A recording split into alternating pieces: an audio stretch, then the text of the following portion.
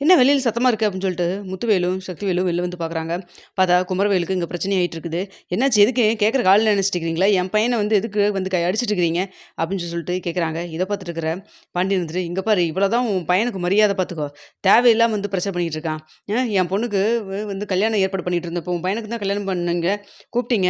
எங்க வீட்லேருந்து ஆளுங்க வந்தாங்கல்ல. நாங்க ஏதாவது பிரச்சனை பண்ணோமா? சொல்லுங்க பார்க்கலாம். வீட்டுக்கு வந்த பொண்ணு பார்க்க வந்த மாப்பிள்ளை வீட்ல என்ன தெரியுமா சொல்லி வச்சிருக்கான்? இவனுக்கும் அரசிக்கு கல்யாணம் ஆயிருச்சு. இங்க வந்துட்டு கொஞ்ச நாள் குடும்பம் நடத்திட்டு போனான். அப்படி இப்படின்னு என்னென்னமோ சொல்லி வச்சிருக்கான்.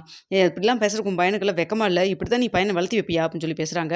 இத பார்த்துட்டு முத்துவேலுக்கு செம்ம கோவம் வருது. என்னடா குமரவேல் பண்ணியிருக்க? அப்படின்னு சொல்லிட்டு சப்புன்னு செவினியோட அடிச்சிடுறாங்க. அண்ணா அண்ணா இவன்லாம் சொல்றான்னு சொல்லிட்டு அத கேட்டு, இப்ப நம்ம குமரவேல போய் அடிக்கிறீங்களே அப்படின்னு சொல்லி கேட்குறாங்க. டேய் அவங்க என்ன பொய்யாடா சொல்றாங்க? பொய் சொல்லிட்டு தான் இருக்காங்க. உன் பையனவே கேளு. அவன் முழிக்கிற முழியே சரியில்ல பாரு அப்படின்னு சொல்லி சொல்றாங்க. என்னடா இவங்கலாம் சொல்றதெல்லாம் உண்மையாடா? அப்படின்னு சொல்லி பேசிட்டு இருக்கிறாங்க. இத பார்த்துட்டு இருக்கிற உடனே வந்துட்டு நான் சொல்றேன் அப்படின்னு சொல்லிட்டு உள்ளேருந்து அங்க சுடர் வராங்க. வந்தோன்னே அவரு பண்றக்கு வாய்ப்பு நெறையாவே இருக்கு. ஏன்னா வந்துட்டு இங்க வந்து சொல்லிட்டு இருந்தாங்க அன்னைக்கு. அது மாரி கல்யாண ஏற்பாடெல்லாம் நடந்துட்டு இருக்குது அப்படின்னு சொல்லிட்டு. சுகன்யா இங்க சொல்லிட்டு இருக்கிறப்பவே வந்துட்டு இவருடைய முகமே சரியில்ல. அதுக்கப்புறம் வெளியில வந்து நின்னுட்டு ஒரு மாதிரி பார்த்துட்டே நின்னுட்டுருந்தாரு. நான் அப்பவே வந்து நான் கேட்டேன். கேட்டதுக்கு ஆமா உன்னையெல்லாம் கல்யாணம் பண்ணணும்லாம் எனக்கு விருப்பமே கிடையாது. நீ எல்லாம் ஒரு ஆளா? அப்படின்லாம் பேசினாரு. நானும் இதுக்கு மேல நான் வந்துட்டு பொறுமையா இருக்க முடியலன்னு தான் இப்ப நான் உங்ககிட்ட சொல்றேன். அது மட்டும் கிடையாது.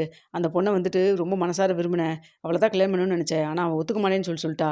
அதனால தான் சரின்னு சொல்லிட்டு அவன் மூஞ்சில கரியப்பணும் அப்படிங்கிறக்காக தான் என் கழுத்துல தாலி கட்டுனேன்னு சொல்லிட்டு இருந்தாரு. இப்படியெல்லாம் சொன்னா நான் எப்படி இவரோட சேர்ந்து வாழ முடியும் பார்த்துக்கங்க அப்படின்னு சொல்லி பேசுறாங்க. இத பார்த்துட்டு இருக்கிற சக்திவேலுக்கு செம்ம கடுப்பாயிருது.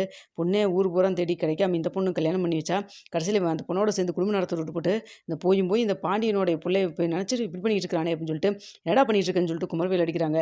அப்பா எல்லாரும் அடிக்கிறாங்க நீங்களும் சேர்த்து அடிக்காதீங்கப்பா. என்ன நடந்ததுன்னே தெரியாம பேசாதீங்க. டேய் நீ அவங்க பொண்ணு மாப்பிள்ளை வீட்டுக்காரங்கிட்ட போய் இது மாதிரி பேசுனியா இல்லையாடா அப்படின்னு சொல்லி கேட்குறாங்க. இல்லப்பா அது வந்து அப்படின்னு சொல்கிறப்போ, டேய் ஒழுங்கா சொல்லு. பேசுனியா இல்லையா? அத மட்டும் சொல்லுடா அப்படின்னு சொல்லி கேட்குறாரு. இத பார்த்துட்டு இருக்கிற குமரவேல பார்த்துட்டு இங்க சொல்றாரு முத்துவேலு, ஏய் இவன் முழிக்கிற முழியே சரியில்ல. அவன்கிட்ட கேட்டா ஆமா நான் ஒத்துக்கவா போறா அப்படின்னு சொல்லி பேசுறாங்க. இருங்க நான் ஃபர்ஸ்ட்டு கேட்குறேன் அப்படின்னு சொல்லிட்டு இருக்கிறாங்க. அப்போ வந்துட்டு உடனே வந்துட்டுங்க பாண்டியன் சொல்றாங்க, இங்க பாரு என் பொண்ணு வாழ்க்கை இப்படி ஆனதுக்கு முழுக்க முழுக்க உன் பையன் தான் காரணம். மீண்டும் மீண்டும் என் பொண்ணோடைய வாழ்க்கையில இப்படி விளையாண்டுட்டே இருக்கான். இவனுக்கெல்லாம் அறிவே கிடையாதா? இவனெல்லாம் அன்னைக்கே வந்து ஜெயிலுக்கு அனுப்பிச்சு விட்டு வச்சிருந்துருக்கணும். இதா என் பொண்ணு போனா போதுன்னு சொல்லிட்டு மன்னிச்சு இவங்கள வந்துட்டு இந்த கேஸை வாபஸ் வாங்குனது தப்பா போச்சு. இந்நேரம் ஜெயில்ல உட்காந்து கழுவி நின்னுட்டு இருந்திருந்தானா, இதெல்லாம் இந்த நிலைமையில என் பொண்ணுக்கு வந்திருக்குமா பாரு அப்படின்னு சொல்லி பேசிட்டு இருக்காங்க. அப்போ உடனே கோமதி வந்துட்டு, இங்க பாரு என் பொண்ணுக்கு வாழ்க்கை இதோட 2வது தடவ அவன் கெடுத்து குடிச்சவராக்கிட்டு இருக்கிறான். ஏற்கனவே வந்து நடக்கவிருந்த கல்யாணத்த கெடுத்து அவள கடத்திட்டு போய் என்னென்னமோ நடந்து போச்சு. போனா போதுன்னு சொல்லிட்டு மன்னிச்சு விட்டா என் பொண்ணு. அதுக்கடுத்து இப்பவும் வந்து அமைதியா இருக்க மாட்டாம, இப்ப திரும்பவும் இப்படி பண்ணிட்டு இருந்தா என்ன அர்த்தம் அப்படின்னு சொல்லிட்டு கோவமா கோமதியும் கேட்குறாங்க. அப்போ உடனே வந்துட்டு குமரவேலு இருந்துட்டு, இங்க பாருங்க தேவையில்லாம பேசாதீங்க. உங்க பொண்ண என் பொண்ணு எனக்கு கல்யாணம் பண்ணி வச்சுட்டு போயிருக்க வேண்டியதானே. அதான் என் வீட்ல வந்துட்டு இவ்வளோ நாள் வாழ்ந்துட்டால்ல. அப்புறம் என்ன உங்களுக்கு வீராப்பு அப்படின்னு சொல்லி பேசுறாங்க. இத பார்த்துட்டு இருக்கிற இங்க சரவணுக்கு சரியான கோவம் வருது. டேய் இதுக்கு மேல பேசியிருந்தா நல்லா இருக்காதுடா அப்படின்னு சொல்றாங்க. ஏய் நான் சுடர கல்யாணம் பண்ணிக்க கூடாதுன்னு சொல்லிட்டு, உன் தங்கச்சிய எனக்கு கல்யாணம் பண்ணி குடுக்குறேன்னு சொன்னவன் தானே நீயி. அத பண்ணியிருந்தீன்னா பரவால்ல. இவளெல்லாம் நான் கல்யாணமே பண்ணியிருந்திருக்க மாட்டேன். சுடர கல்யாணம் பண்ணியிருக்கணும்னு எனக்கு அவசியமே கிடையாது அப்படின்னு சொல்லி பேசுறாங்க. இத பார்த்துருக்க சுடருக்கு செமையா கோவம் வருது. அப்ப வந்துட்டு என்ன பண்றதுன்னு தெரியாம அழுதுட்டு நின்னுட்டுருக்காங்க. அப்பதான் இருந்துட்டு, ஏன்டா ஒரு பொண்ணோட கழுத்துல தாலிய கட்டிப்புட்டு, இத்தன பாவம் பண்ணிட்டு இருக்கிறியேடா! இதெல்லாம் கடவுளுக்கே அடுக்குமாடா! அப்படின்னு சொல்லி பேசுறாங்க. அப்பத்தா உனக்கு ஒண்ணும் தெரியாது. நீ கொஞ்சம் அமைதியா இரு அப்படின்னு சொல்றாங்க. ஆமாண்டா எனக்கு ஒண்ணும் தெரியாது. உனக்கு எல்லாமே தெரிஞ்சிருதுல்ல அப்படின்னு சொல்லி பேசிட்டு இருக்கிறாங்க. அப்போ உடனே வந்துட்டு, அண்ணா ஏதோ தெரியாம பண்ணிட்டேன். அவங்ககிட்ட நான் புத்தி சொல்றேன் அப்படின்னு சொல்றாங்க. நீ புத்தி சொல்லு, என்னமோ சொல்லு. அத பத்தியெல்லாம் ஒண்ணும் இல்ல. ஆனா இப்போ அந்த அரசியோட வாழ்க்கை இப்படி கெட்டதுக்கு இவன் தானே காரணம். அதுக்கு என்ன சொல்லப் போறீங்க? அப்படின்னு சொல்லி பேசுறாங்க. அண்ணா இல்லண்ணா அது வந்து அப்படின்னு சொல்றப்போ, இங்க பாரு நீயும் உன் பையனும் போயி நீ தானே உன் பையன இப்படி கெடுத்து குட்டிச்சோறு ஆக்கி வச்சுருக்கிற. போய் அந்த மாப்பிள்ளையோட வீட்ல போய் இப்படி சொன்னதெல்லாம் தப்பு. என்ன நடந்ததுங்கிற விவரத்த தெளிவா சொல்லிட்டு வாங்க. சரியா? அத விட்டுட்டு வந்துட்டு தேவையில்லாம இந்த பிரச்சனை பண்ணிட்டு இருந்தீங்கன்னா நல்லா இருக்காது.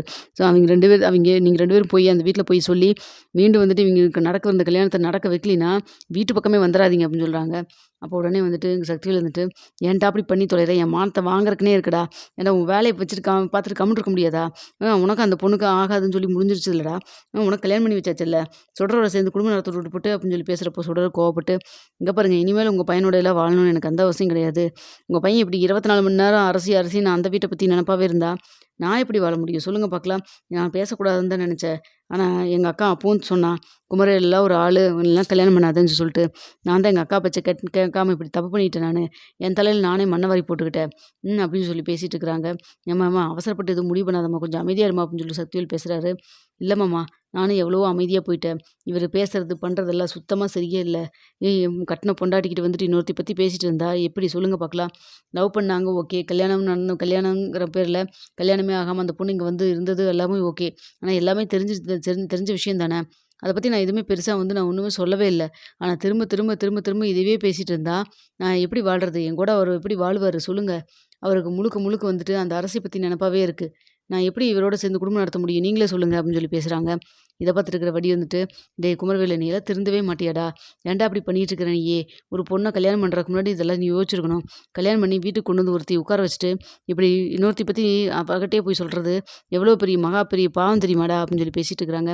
"பெரியம்மா உங்களுக்கு ஒண்ணும் தெரியாது." "ஆமான்டா எனக்கு ஒண்ணும் தெரியாது. உனக்கு அரசிய தான் கல்யாணம் பண்ணிக்கணும்னா, நீ அந்த வீட்ல போயி கையில கால்ல விழுந்து அது அரசிய கல்யாணம் பண்ணி வைங்கன்னு கேட்டுருக்கணும்." அப்படின்னு சொல்றாங்க. அப்போ உடனே கோமதி வந்துட்டு, "இங்க பாருங்க, அப்படியே வந்துட்டு இவன் வந்து கேட்டிருந்தாலும் நான் எங்க பொண்ண கல்யாணம் பண்ணி வச்சுட்டு அடுத்த வேல தான் பார்த்துருப்போம். இவனுக்கெல்லாம் எங்க பொண்ண கல்யாணம் பண்ணி வைக்கிறதுக்கு, எங்க பொண்ணு வீட்லயே இருந்துட்டு போறா" அப்படின்னு சொல்லி பேசிட்டு இருக்கிறாங்க. அதான் வீட்லயே இருக்கட்டும்னு சொல்லி தானே அந்த வரன வேண்டான்னு சொல்லிட்டேன். இப்ப போயி அந்த பையன மறுபடியும் கல்யாணம் பண்ணணும்னு சொல்லிட்டு, என்னைய போய் பேசுங்கன்னு சொன்னா என்ன அர்த்தம் அப்படின்னு சொல்லி பேசுறாங்க.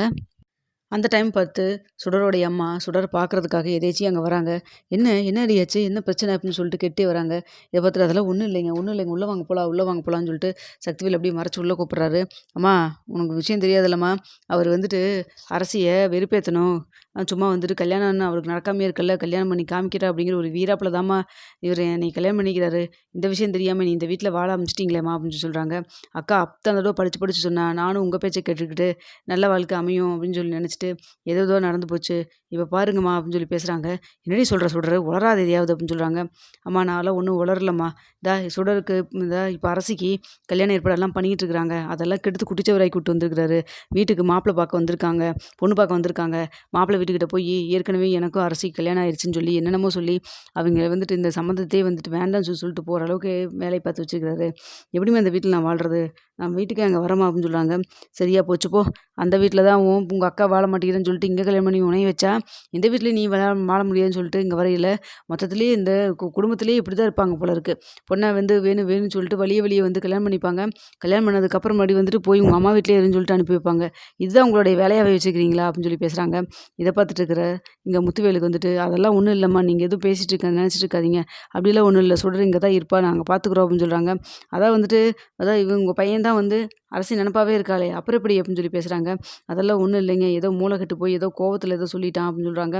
"அம்மா அதெல்லாம் இல்லம்மா. 24 மணி நேரம் அவரு அரசின் நினைப்பா தான் இருக்கிறாரு" அப்படின்னு சொல்லி சொல்றாங்க. இத கேட்டோனே வந்துட்டு எங்க சுடருடைய அம்மா வந்துட்டு ரொம்ப கோவப்பட்டு பாக்கியா சொல்றாங்க. "இங்க பாருங்க, இவ்வளோதான் மரியாதை பார்த்துங்க. உங்கள நம்பி தான் என் பொண்ண கல்யாணம் பண்ணி வச்சேன்.